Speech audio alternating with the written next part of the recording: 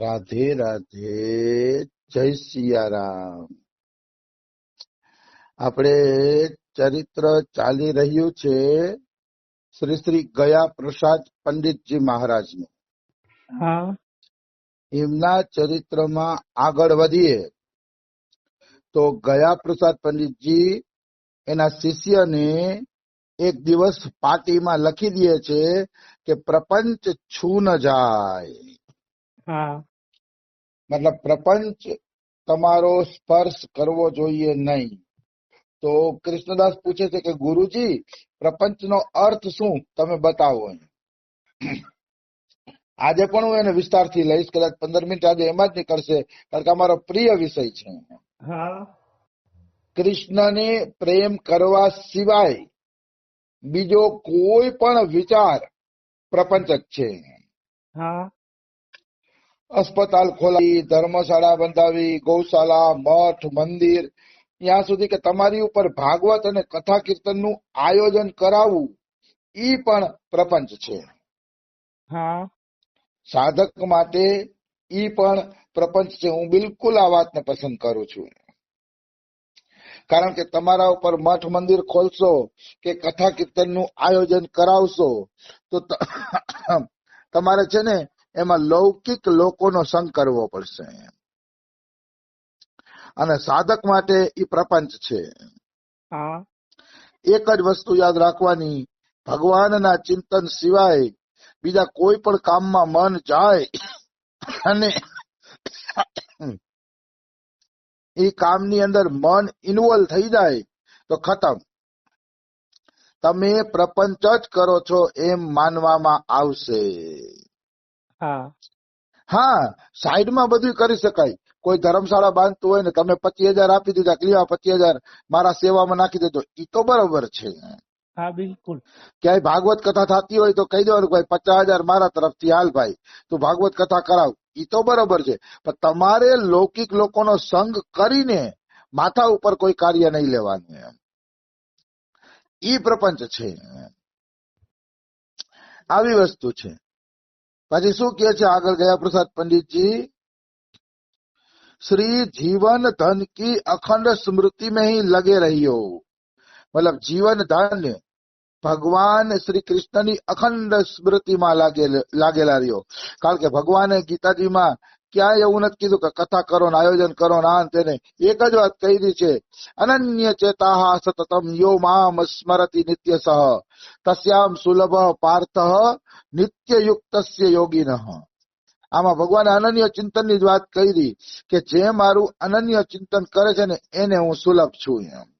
હા જો અનન્ય ચેતાહ, ચેતાહ એટલે ચિત્ત, ચિત્ત જેનું અનન્યતાથી મારામાં લાગેલું છે. અહીંયા અનન્ય શબ્દ અને અખંડ ચિંતનની વાત આવી. અનન્ય ચેતાહ સતતમ યો મામ સ્મરતિ નિત્યસઃ, જે નિત્ય મારું સ્મરણ કરે છે. અહીંયા સતત વસ્તુ આવી કે સતત ભગવાનનું સ્મરણ કરો. હા તો અહીંયા સતત સ્મરણની વાત આવી. તો અનન્ય ચેતાહ સતતમ યોમામ સ્મરતિ નિત્ય તસ્યાહમ સુલભ પાર્થ નિત્ય યુક્તસ્ય યોગિનઃ. અહીંયા નિત્ય શબ્દ આવ્યો. નિત્ય યુક્ત રહ્યો, મતલબ ભગવાનનું ચિંતન છોડીને કાંઈ કરો નહીં. અહીંયા અમારા સુખરામ બાબા કથા કરતા હોય કે રમેશ બાબા કે અમારા બાબા કોઈ આયોજન કરતા હોય તો એની વાતો અલગ છે, કારણ કે પહોંચેલા મહાપુરુષ છે. હા પહોંચેલા મહાપુરુષ છે ને, હજારોનો સંગ કરે ને તો એને નડે નહીં. બિલકુલ.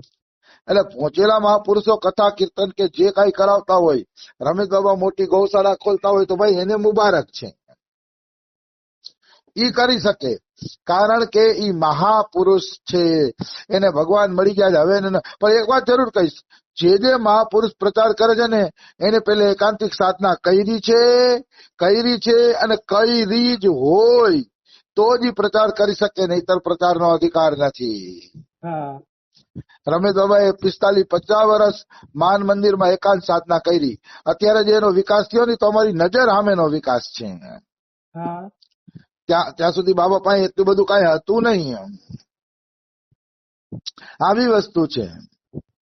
એટલે બાબાની જે વિકાસનું આ છે પગથિયા, એમાં ગૌશાળા અમારી નજર સામે બની 2007માં. હા તો બધું હમણાંનું જ છે. મતલબ પહેલે તો એકાંતિક સાધના જ હોય. અમારા બાબાએ 45 વર્ષ નિર્જળા એકાદશી કરીને એકાંતિક સાધના કરી જંગલમાં. 45 વર્ષ, 50 વર્ષ પછી 2001 થી બરસાનામાં રહેવા આવ્યા અને પછી ધીરે ધીરે જાહેર જીવનમાં એને કૂદકો માર્યો. તો એકાંતિક સાધના વગર કોઈ જીવ મજબૂત બનતો નથી. હા આ નિશ્ચિત છે. જે એકાંતિક સાધના કરે છે ને એ જ મજબૂત બને છે, નિશ્ચિત મજબૂત બને છે. એમાં કોઈ એટલે કોઈ શંકા નથી. આવી વસ્તુ છે. અને એકાંતિક સાધના બધાએ કરવી પડશે. પેલા તો પ્રિયતમને એટલા લાડ લડાવો કે પ્રિયતમ તમારી સામે પ્રત્યક્ષ પ્રગટ થઈ જાય. પછી પ્રિયતમ કહે કે હવે તમે પ્રચાર કરો, ત્યારે જ પ્રચાર કરવો જોઈએ. હા ત્યાં સુધી પ્રચારના રસ્તા ઉપર કદાપી કોઈએ પગલું મૂકવું જ નહીં, નહીતર એનું પતન નિશ્ચિત છે. બિલકુલ. કારણ કે માન સન્માન કોઈને છોડતું નથી.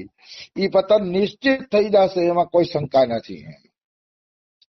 એટલા માટે પ્રચાર તો ભગવાન મળ્યા પછી જ થાય, અને ભગવાન મળ્યા પછી જ એ અસલી પ્રચાર કરી શકે.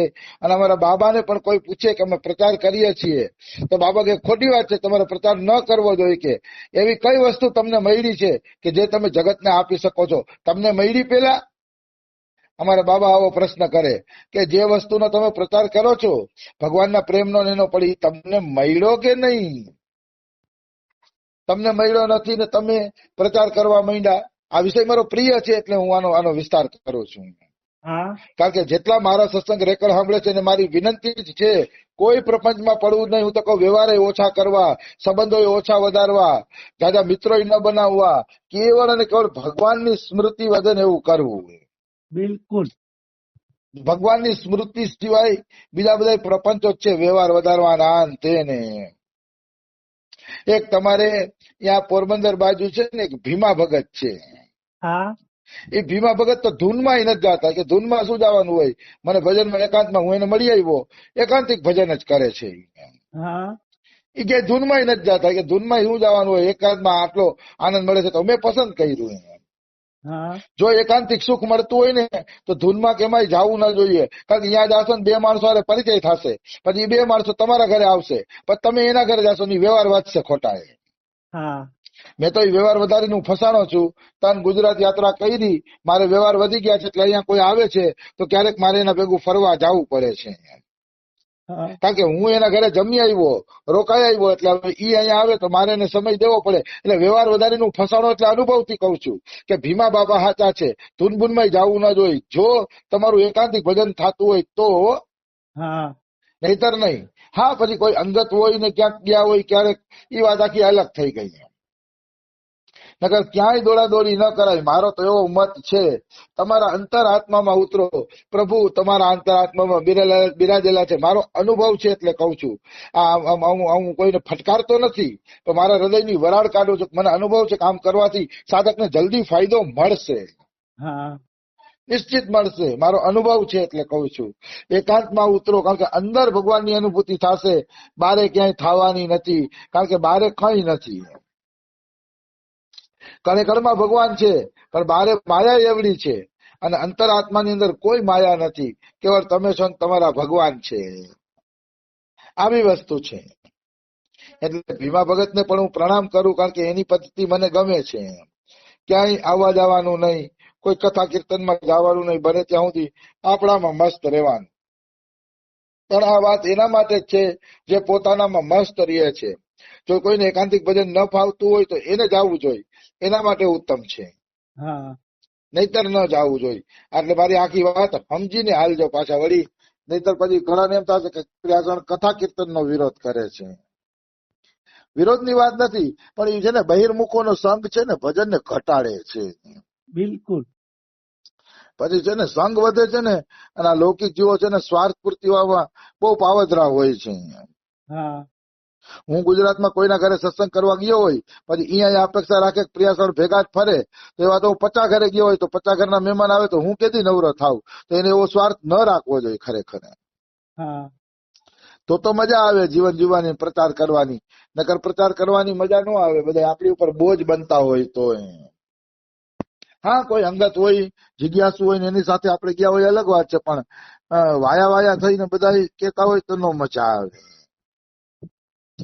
આવી વસ્તુ ઘણી વાર મારે કોઈ કાંટો સંબંધ હોય ને તો એના હગાના આવતા હોય તો ફોન આવે કે જરાક ધ્યાન દેજો, તો એમ નો હાલે. પછી હા તમે પોતે આવતા હોય તો ચાલો હજી આપણે થોડીક મહેનત કરી દઈ, પણ તમે હગાના ને ફોન કરીને કહો કે ધ્યાન દેજો, તો એમ ધ્યાન દેવામાં નો મજા આવે. પછી હા ચાલો, આ તો મેં ખોટો વિસ્તાર કરી નાખ્યો, પણ નીકળી ગઈ વાતો.